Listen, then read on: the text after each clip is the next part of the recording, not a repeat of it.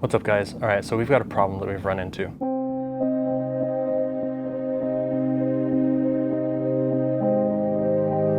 As you may have noticed over the last couple of years, food has gone up 2 to 3 times. Fuel has gone up 2 to 3 times. Our rent is going up 10% just this year alone. And rent in our area is averaging over $2,000 a month for our houses built in the 70s. It's over 50 years old. Nothing's been updated. Like literally nothing's been updated. It still has accordion, doors between the living room and the kitchen, and the oven is slightly bigger than a microwave. I remember going back to 2019, our rent was more than half of what it is now, just 4 to 5 years ago, for the same size house, same size everything, except that house was actually updated. And as far as our insurance goes, our auto and renter's insurance is going up. It went up 16% the last 2 years each. So last year 16%, the year before that 16%. This year it went up by 30%.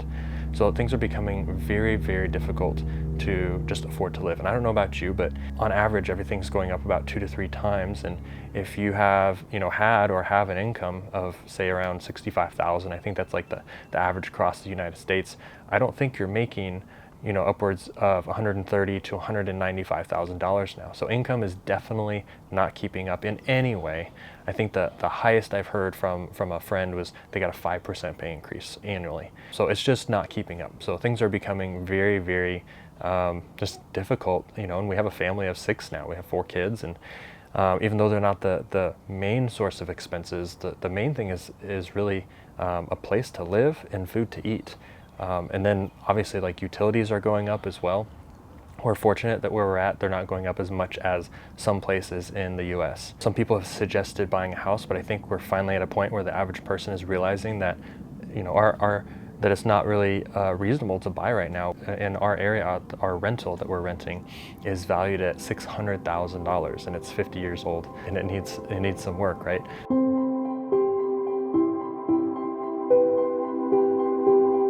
So around November, I would say October, November, December of 2023, my wife and I, Casey, started discussing the option of moving to our property. Last year, 2023, we had found a piece of property, and we've been looking off and on for almost 10 years, or about 10 years. And we were able to find one last February. And that's another story for another time, but it took from February until November 30th of last year to actually finally close on the deal. And so we were able to purchase that, praise the Lord. So last fall, I started thinking about all of these things coming up, and our rental lease coming to an end the end of February, so it was like a week ago. And I pitched the idea to Casey of, hey, how about we move out to our property and live in a tent and cut our expenses by at least $2,150 a month, which is our rent now.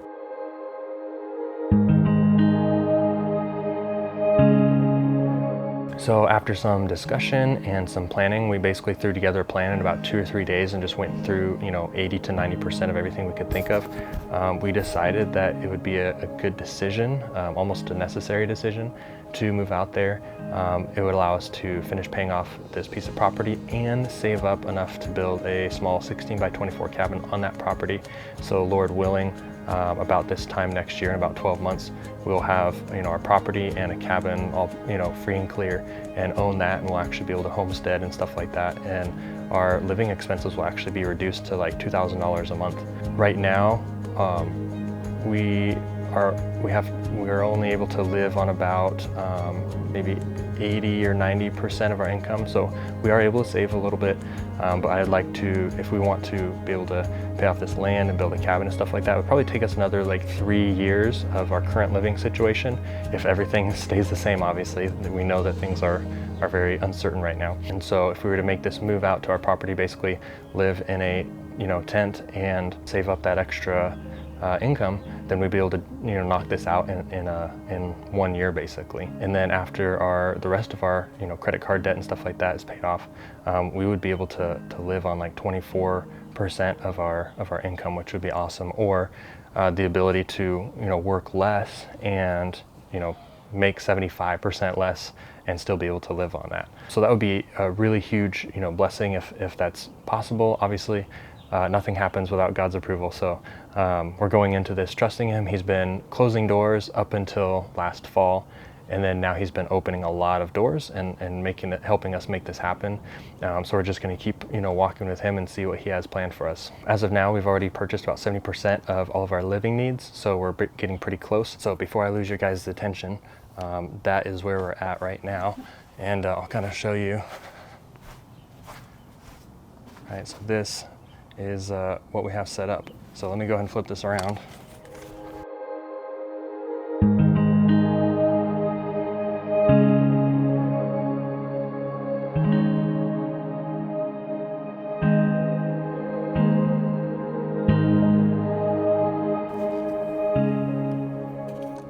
So I just threw a few things in here just to give you guys a reference. Obviously this is kind of like the door coming in here. This is going to be kind of our kitchen area. Right across from here, I started assembling our wood stove. This is going to be mainly for heating, but also for cooking and stuff. All right. And then where the solar is set up, I just wanted to show we've got actually 2 of these panels, so it'll charge 2,000 watts in about 5 hours, which is super handy. I had to pay a couple extra $100 to get a second panel, but I didn't want to have to rely on the one panel taking 10 hours to charge up the full battery, because there might not be guarantees of that much sunlight all the time. I just threw a cot back here because this is going to be about the width and length of the kids' bunk beds. So we're going to do a double bunk on one side for 2 of the kids, and then for the third kid we're going to do bunk on top, and we're going to do like a desk area underneath. And then where the solar area is, we're going to have a curtain dividing the kitchen from a room here, and this is where our bed will be, the queen bed. And then over here where the kids' bunk and desk will be, we'll open up into a small area for the kids to hang out, books and stuff like that. We're going to get a mini fridge that runs off of electricity, doesn't pull that many watts. Put it right there. And yeah, so I hope this gives you a little bit of reference. All right, so let me do this for you guys so you get a feel for the size.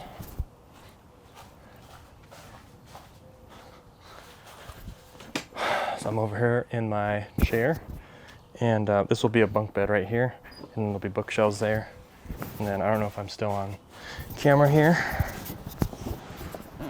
This is actually really comfortable.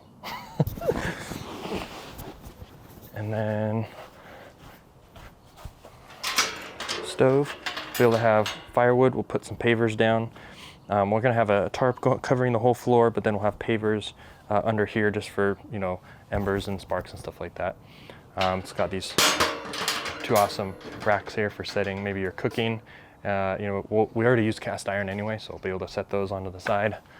So yeah, hopefully this gives you a little bit of an idea of like the size. It is a 13 by 20 with 5-foot sidewalls, and so that allows us to have a decent amount of space on the inside for 6 people to comfortably live. We will be up there during the summer, and so even though they only get about maybe 5 inches of rain between July and August, we do want to make sure that we have the ability to do most of our stuff that we need to inside the tent. And I'm very fortunate that since I do video editing, a lot of it's just on a laptop. So as of now, that is our plan.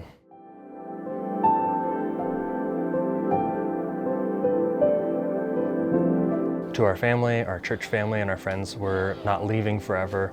We're not leaving the church or anything like that. Obviously, the church is all Christians everywhere, and so we actually want to go up there and have the ability to have more time and financial freedom, Lord willing. We'd also love to build out our property. My dream is to build a bunch of, A-frame cabins kind of in a loop or whatever, and have kind of like a home away from home church, unofficial church camp or whatever, so that you guys can come out, visit us, have a place to stay that's, you don't have to bring a tent and set up, a tent to sleep in or anything like that. You'll have, a little tiny cabin to stay in while you're there. And we'd like to add stuff like zip lines and like an archery and shooting range and maybe like a fort, for the kids to play in, stuff like that. We want to make it very much like come out, vacation, rest, Sabbath with us, that sort of thing. And if we live up there, you guys don't have to make registrations or anything like that like you would with a normal campsite. You can just come up and visit. We'll be ready to host you guys.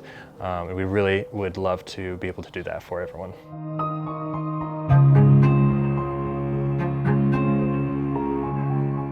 All right, so if you guys would like to stay in the loop with us, I'm gonna be trying to document this chapter of our lives because it's gonna be a little bit crazy.